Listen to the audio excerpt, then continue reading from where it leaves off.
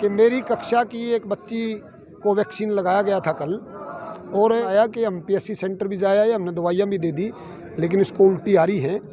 और वो मैडम इस बात से थोड़ी डरी हुई थी क्योंकि पेरेंट्स की जो भाषा थी वो काफ़ी कड़वी थी, और वो कह रहे थे कि मैडम अगर इसको कुछ हो गया तो आप जिम्मेवार होगे। क्योंकि बच्चों को स्कूल में बुलाया गया तो उनको ये कह करके नहीं बुलाया गया था कि भाई वैक्सीन लगेगी, क्योंकि ये डर था कि बच्चा कोई आएगा नहीं।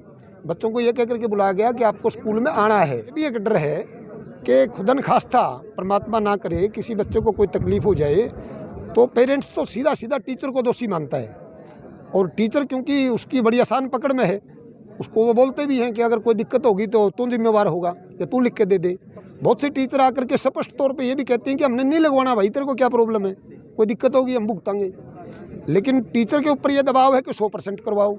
अब ऐसे में टीचर दोनों तरफ फंसा हुआ है कि व्हाट्सएप के द्वारा अगर कोई आदेश डाला जाता है, ना कोई चिट्ठी है, ना कोई पत्री है, ना उसका कोई नंबर है, ना उसके ऊपर कोई साइन है, और ऐसे में व्हाट्सएप आदेश डाल करके टीचर्स को जब दबाव डाला जाता है कि आपने स्कूल में जाना है और बच्चे बुलाने हैं और 100% वैक्सीनेशन करवाना है, तो उसका जिम्मेवार कौन होगा?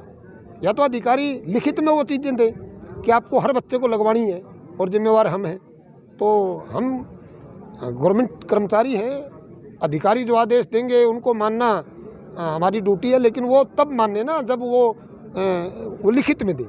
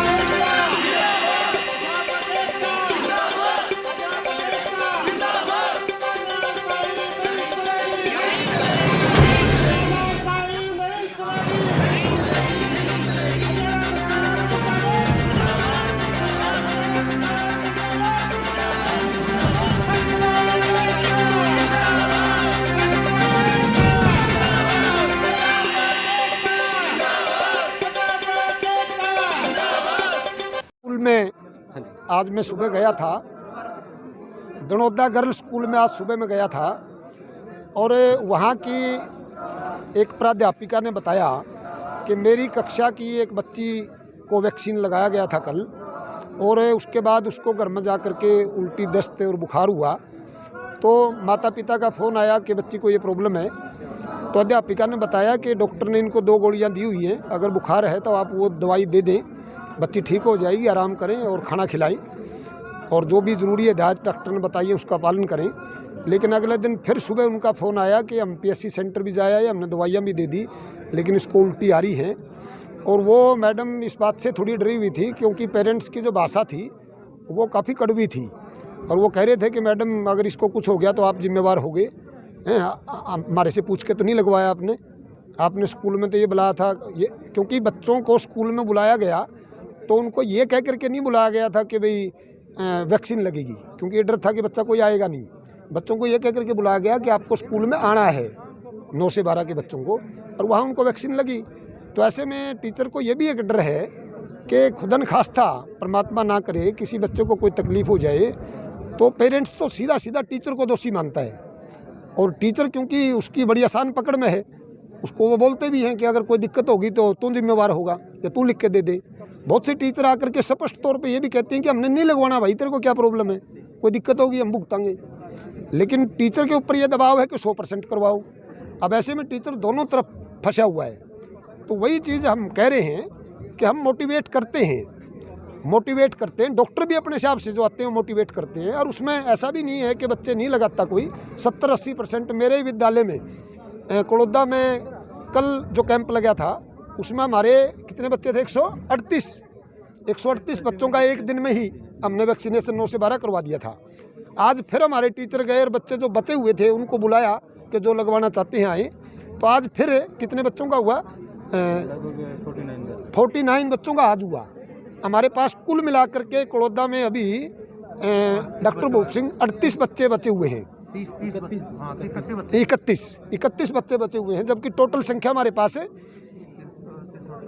नहीं जो वैक्सीनेटेड होने हैं 15 से 18 वाले हैं 235 बच्चों की है। तो ये बहुत बड़ा आंकड़ा है कि 235 बच्चों में से सिर्फ 31 बच्चे बचे हुए हैं।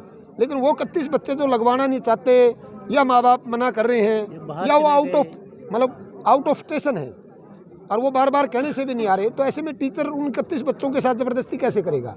हम उनकी लिस्ट बना के दे रहे हैं कि ये बच्चे नहीं आ रहे हैं, मना कर रहे हैं, लेकिन फिर भी हमारे ऊपर ये दबाव रहता है कि 100% करवाओ। तो ये 100% वाली जो शर्त है हम इसका विरोध करते हैं, वैक्सीनेशन का विरोध नहीं करते। जो अपनी इच्छा से लगाता है, स्वेच्छा से लगाता है, मोटिवेशन से लगाता है, उसका विरोध नहीं है। लेकिन ज़बरदस्ती लगवाने की जो बात है वो टीचर स्वीकार नहीं करेगा, क्योंकि उसके लिए कल जिम्मेवार हम माने जाएंगे। हम यही चाहते हैं, हम यही कह रहे हैं कि व्हाट्सएप के द्वारा अगर कोई आदेश डाला जाता है, ना कोई चिट्ठी है, ना कोई पत्री है, ना उसका कोई नंबर है, ना उसके ऊपर कोई साइन है, और ऐसे में व्हाट्सएप आदेश डाल करके टीचर्स को जब दबाव डाला जाता है कि आपने स्कूल में जाना है और बच्चे बुलाने हैं और 100% वैक्सीनेशन करवाना है, तो उसका जिम्मेवार कौन होगा? या तो अधिकारी लिखित में वो चीज़ें दें कि आपको हर बच्चे को लगवानी है और जिम्मेवार हम हैं। तो हम गवर्नमेंट कर्मचारी हैं, अधिकारी जो आदेश देंगे उनको मानना हमारी ड्यूटी है, लेकिन वो तब माने ना जब वो लिखित में दे, ठीक है, तभी हमारे ऊपर भी थोड़ा दबाव कम रहेगा। अब अपनी तरफ से हम मना कर दें, गांव में सरपंच भी है, गांव में एसएमसी की कमेटीज भी है, सभी लोग इस मामले में जब आते हैं तो सभी कहो मैं नहीं कहता किसी को, तड़के कोई बात होगी जो मेरा घर पकड़ लेंगे तो अब तो टीचर अकेला बच गया। अब टीचर को कोई सपोर्ट तो हो, अगर कल कोई बात होगी, बात होती रहती है, छोटी मोटी बातें होती रहती हैं, पता नहीं कौन बच्चे को किस प्रकार की कोई दिक्कत हो और वो टीका लगने के बाद उभर जाए तो वो जिम्मेवारी भी मानी जाती है, वो कोरोना में जुड़ जाती है। तो इन्हीं बातों को लेकर के हम एसडीएम महोदय से चाहते हैं कि आप इसको स्वैच्छिक रहने दें, और टीचर्स मोटिवेट कर रहा है, हम कोशिश करेंगे ज़्यादा से ज़्यादा बच्चे इसमें शामिल हों। लेकिन अगर फिर भी अगर कुछ लोग बचते हैं तो उनके लिए कोई दूसरे तरीके अपनाए जाए, स्वास्थ्य विभाग उनके घर जाए, टीम लेके जाए, काउंसलर लेके जाए और उसके बाद उनका वैक्सीनेशन करवाए। Thank you.